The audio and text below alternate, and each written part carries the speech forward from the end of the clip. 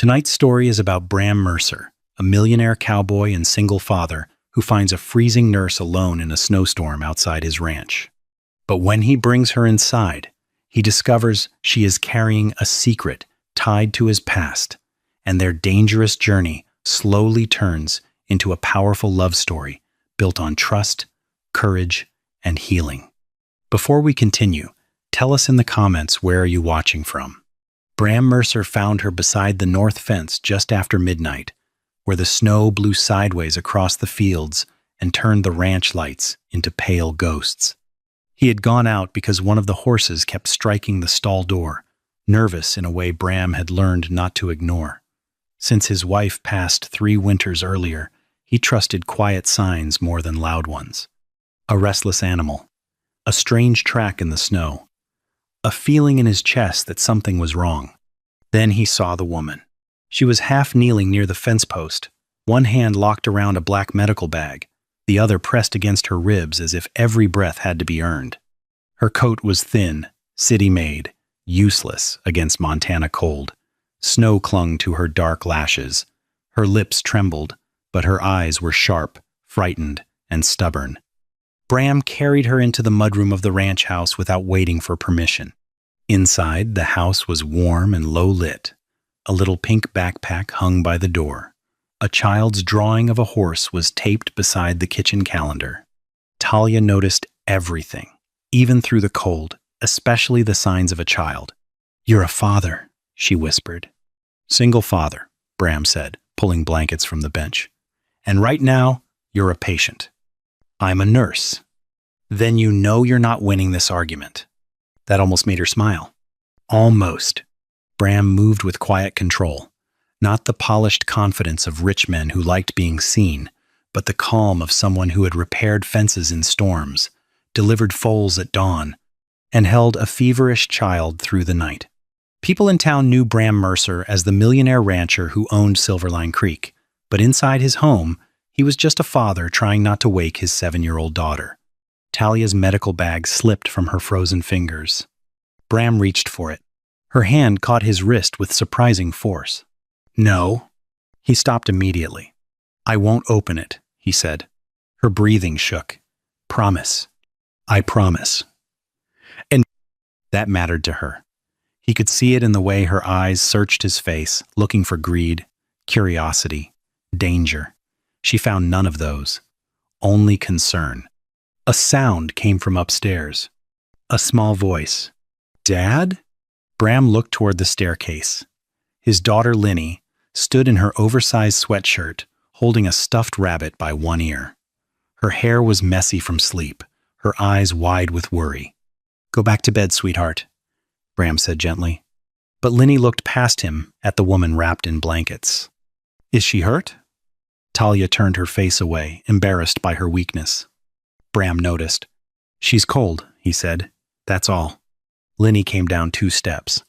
"Mom used to say warm tea helps." The room changed at the mention of his wife. Bram felt it like a hand pressing softly against an old bruise. Talia heard it too. Her eyes moved from the child to Bram, and something in her expression softened. Not pity, recognition. "I can make tea," Linny said. "No, you can go back to bed," Bram replied. But Talia whispered, "Tea sounds nice." Linny smiled a little, proud to be useful. For the first time that night, Bram saw Talia's fear loosen. Only slightly, only for a breath. Then headlights swept across the kitchen window. Bram froze. Talia's face lost all warmth. "No," she whispered. "They're here." Bram moved to the window but stayed out of sight. A dark SUV rolled slowly past the ranch gate, its tires cutting clean lines through the snow. It did not stop. Not yet. Behind him, Talia reached for her medical bag again, her fingers shaking. Bram turned back. "What's in the bag, Talia?" She looked at Linny, then back at him. "Proof," she said quietly. "And if they get it back, a lot of people will stay silent forever." Bram did not understand the whole story yet, but he understood fear. He understood protecting someone smaller than yourself. And he understood the look of a woman who had risked everything, because doing nothing would have been easier. Outside, the SUV's brake lights glowed red in the storm. Bram lowered his voice. "Linny, upstairs. Now." His daughter obeyed this time. Talia tried to stand, but her knees failed. Bram caught her before she hit the floor. For 1 second, her forehead rested against his chest, and neither of them moved. It was not romance yet. It was trust beginning in the middle of danger. And for Bram Mercer, that was more frightening than the storm. The SUV did not come through the gate. It sat beyond the cattle guard for almost a full minute, engine humming under the wind, headlights pointed toward Bram's house like two cold eyes. Then it rolled forward slowly, past the entrance, and disappeared down the county road. Bram kept his hand on the curtain edge until the red taillights were gone. Talia was still gripping his sleeve. "They're checking properties," she whispered. "Not sure yet." "Who are they?" She looked toward the staircase where Linny had vanished. "People who don't like being exposed." "That's not an answer." "No," Talia said, voice weak but steady. "It's the safest answer I have right now." Bram could have pushed harder. He had every right to. A stranger had brought danger to his ranch, to his child, to the only home he had managed to hold together after grief nearly emptied it. But when he looked at Talia, he did not see a reckless woman running from drama. He saw a nurse who had walked through a snowstorm rather than let someone take whatever was in that bag. So he helped her to the old leather chair by the stove. "Then start with what won't put my daughter at risk." Talia swallowed. The heat was returning to her body, and with it came pain. She pressed a hand to her side. "I worked nights at a private recovery clinic outside Helena," she said. "Rich patients, quiet rooms, no press, no questions." Bram's jaw tightened. What kind of questions? The kind families ask when someone comes out worse than they went in. The house seemed to grow still around them. Talia looked down at her hands. "At first, I thought it was bad management. Missing records, changed medication logs, staff pressured to sign things they didn't witness. Then one patient died, and his daughter begged me to tell her the truth." Bram's expression changed. Not shock, something heavier. "Did you?" "I tried." Her voice cracked. "My supervisor told me I had misunderstood. Then my schedule changed. My locker was searched. My phone went missing. Tonight, I found copies of records before they could destroy them." "And someone saw you." She nodded. Bram glanced at the black medical bag. For a moment, his world narrowed to 3 things: his sleeping daughter upstairs, the woman shaking in front of him, and the bag that had turned his peaceful ranch into a hiding place. Then Talia said something he did not expect. "I didn't come here for you." Bram looked at her. "I mean, I didn't know this was your ranch," she explained. "My car slid off the road 2 miles back. I saw the lights and walked." "You walked 2 miles in this?" "I didn't have a better idea." "That was a terrible idea." A faint, tired smile touched her mouth. "I know. Nurses are better at telling other people what not to do." Bram almost smiled back. Almost. Then a soft creak came from the stairs. Linny stood there again, holding a blanket. "She can use Mom's blue one. It's the warmest." Bram's face tightened. "Linny, it's okay," Talia said gently. The child came closer, careful and quiet. She placed the blanket over Talia's lap with both hands, as if it were something precious. Talia's eyes filled, but she blinked the tears back. "Thank you," she whispered. "My mom was a nurse, too," Linny said. The words landed hard. Talia looked at Bram. He gave the smallest nod. "Was?" she asked softly. Bram looked away toward the window. A winter road. Bad visibility. She was driving home after a double shift. Talia's face changed. The wall she had been holding up cracked just enough for grief to pass through. "I'm sorry." Bram had heard those words many times, from neighbors, from lawyers, from people at the funeral who smelled of wool coats and coffee. Usually the words slid off him. From Talia, they stayed. Maybe because she did not say them like a habit. Maybe because she knew what a double shift felt like. Knew the weight of walking out of a hospital after giving everything and still feeling like it wasn't enough. Linny touched Bram's hand. "Can she stay?" Bram looked at his daughter. Then at Talia. The sensible answer was, No. Call the sheriff, call an ambulance, let someone else carry the risk. But Bram had been called cold before. Not cruel, just closed. Since his wife's death, he had built his life like his fences, strong, straight, and hard to cross. It kept people out. It kept pain contained. It also kept warmth from entering. Talia watched him carefully, expecting rejection. Instead, Bram said, "She stays tonight." Talia lowered her eyes. That was when Bram noticed the hospital bracelet tucked inside her sleeve. Not from work. On her own wrist. He saw the date printed on it. Same week. Same clinic. "You were a patient there too," he said.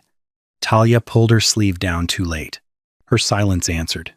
Bram's voice softened. "What happened to you?" For the first time, Talia looked truly afraid. "Not now." "Talia. Talia. Please." Her breathing grew uneven. "Not in front of her." Bram glanced at Linny, then nodded. He sent his daughter upstairs again, this time with a promise that the house was safe. Linny didn't fully believe him, but she trusted him enough to go. When they were alone, Talia opened the medical bag. Inside were paper files, a flash drive, and a small silver locket with a cracked photograph. Bram stared at the locket. "That's mine," he said. Talia went still. "No," she whispered. "This belonged to a patient." Bram picked it up slowly. His fingers trembled when he turned it over. There was a tiny engraving on the back. M. Mara Mercer, his wife. Talia watched the blood drain from his face. "I didn't know," she said. "Bram, I swear I didn't know." He could barely hear her. The locket had been missing after the accident. He had asked about it for months. The hospital said personal belongings sometimes got misplaced during emergency transfer. Eventually, Bram had stopped asking because every answer hurt more than the last. But now it was here, in the bag of a nurse running from a private clinic. "What was my wife's locket doing there?" he asked. Talia's eyes were full of tears now. "Because your wife's case was one of the files they buried." The room felt colder than the storm outside. Bram stepped back, as if the floor had shifted under him. His grief, which he had folded carefully into silence for 3 years, opened with a violence he could not show. His first instinct was anger. Not at Talia exactly, but at the world, at the clinic, at every clean answer that had been handed to him like a lie wrapped in sympathy. Talia stood unsteadily. "I'm sorry," she said. "I wanted to take the records to someone honest. I didn't know they connected to you." Bram looked at the locket in his palm. Then headlights appeared again outside. This time, they stopped at the gate. A man stepped out of the SUV and walked toward the keypad. Talia's voice became barely audible. "That's Dr. Voss." Bram closed his hand around Mara's locket. The rancher, the grieving husband, the father, and the man who had just been handed the first real clue in 3 years all stood inside him at once. But when he spoke, his voice was calm. "Talia, take the bag and go to the pantry. I won't hide while you face him. You can barely stand. And you can barely think." That stopped him. Her eyes held his, scared but firm. "This is what they do," she said. "They make people react emotionally, then they use it against them." Bram breathed once. Slowly. She was right. And that was the moment something shifted between them. Not just attraction, not just gratitude, respect. He looked at her differently now, not as someone he had rescued, but as someone who had already been fighting before he ever found her in the snow. At the gate, Dr. Voss pressed the call button. The intercom buzzed through the kitchen. Bram walked to it. Talia stood behind him, wrapped in his late wife's blue blanket, holding the truth in both hands. Bram pressed the speaker. A smooth male voice came through. "Mr. Mercer, sorry to disturb you. We're looking for a confused staff member who may have wandered onto your land." Bram looked at Talia. Her chin lifted, though fear still shone in her eyes. Bram answered evenly. "Only person confused here is you, Doctor." There was a pause. Then Dr. Voss said, "I don't think you understand the seriousness of this."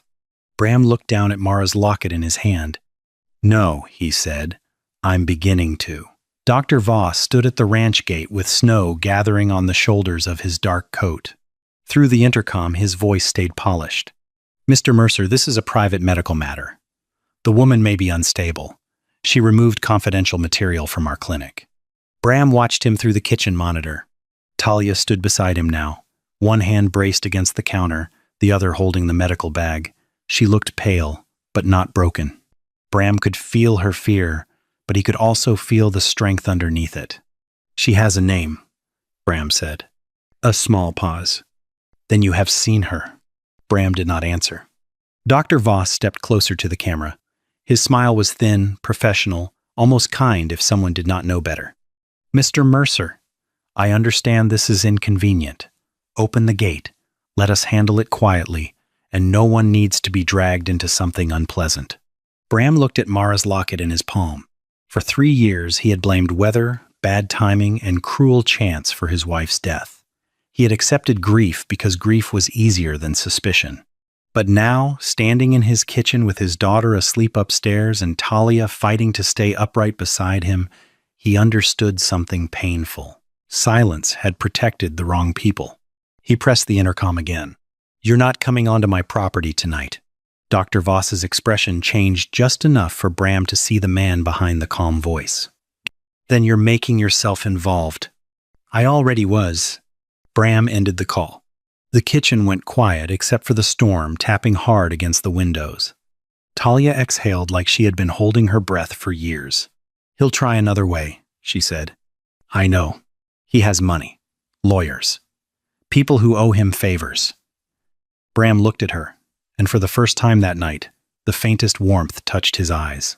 "So do I." But he did not say it like a threat. That mattered. Talia had met powerful men who used money like a weapon. Bram spoke like a man who had avoided using power until responsibility left him no choice. He called Sheriff Alana Price, not because she was easy to influence, but because she was known in the county for not bending. Then he called his attorney. Then, after a long hesitation, he called Mara's older brother, who had spent 3 years telling Bram that something about the accident report never felt right. By dawn, Silverline Creek Ranch was no longer just a hiding place. It had become the first safe room in a truth that had waited too long.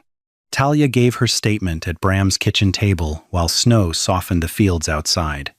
Her voice shook at first, but every sentence grew steadier. She explained the altered records, the missing patient files, the pressure placed on staff, and the way certain cases disappeared when families asked too many questions. When she reached Mara Mercer's name, Bram stood by the window. He did not interrupt. He did not collapse. He listened. That was the hardest thing he had done in years. Talia said Mara had been transferred through the private clinic after the accident because of a partnership with the emergency network. Her original treatment notes showed warning signs that were later removed. Nothing in the files proved one person had intentionally harmed her, but it did prove negligence, concealment, and a system built to protect reputation before patients. For Bram, that truth hurt, but it also gave Mara back her dignity. She had not simply been lost in a storm and forgotten in paperwork. Her story mattered, her care mattered, her name mattered. By mid-morning, Dr. Voss had driven away from the gate without the bag. By evening, state investigators had opened a formal review. Within weeks, the clinic's board suspended leadership, families were contacted, and Talia's evidence became part of a larger case. There was no public scene where everyone cheered, no dramatic revenge, just consequences. Quiet, heavy, real consequences. And for Bram, that was enough. Talia spent 3 days recovering at the ranch before she was well enough to leave. During that time, Linny decided she liked her, because Talia knew how to braid hair, make cinnamon toast without burning it, and speak to horses as if they were stubborn patients. On the 4th morning, Bram found Talia standing by the pasture fence in Mara's blue blanket. The storm had passed, leaving the land bright and clean under a pale winter sun. "You don't have to disappear," he said. Talia turned toward him. "I'm not good at staying." "I noticed." A soft smile came to her face. "I brought trouble to your door." "No," Bram said. "You brought the truth." She looked down, emotion tightening her mouth. That truth hurt you. It did. He stepped beside her, leaving a respectful distance. But lies were hurting us longer. For a while, neither spoke. A horse moved slowly through the snow, its breath rising like smoke. Talia finally said, "I don't know what happens after all this." Bram nodded. "Neither do I." That honesty eased something between them. He did not promise her a perfect life. She did not pretend she was healed because one good man had helped her. They were both old enough in pain to know love was not rescue. Love was patience, safety. A door left open without demanding someone walk through it.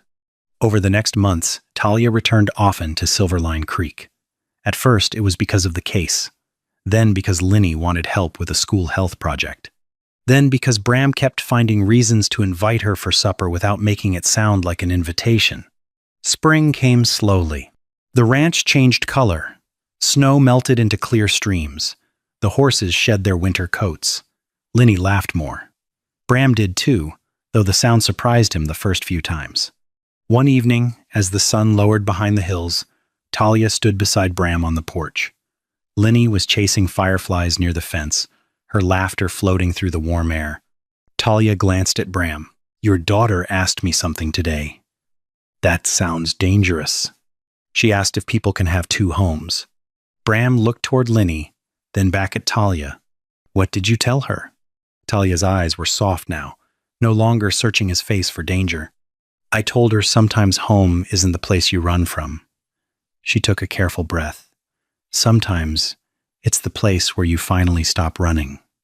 Bram looked at her for a long moment. Then he reached for her hand. He did not grab it, did not rush it. He simply offered his. Talia looked down at his open palm, then placed her hand in his. No thunder. No grand speech. No perfect ending. Just a millionaire cowboy who had learned to open his guarded heart. A nurse who had risked everything to protect the truth. And a little girl laughing in the gold light between them. As evening settled over Silverline Creek Ranch, Bram gently squeezed Talia's hand. And for the first time in years, both of them stayed.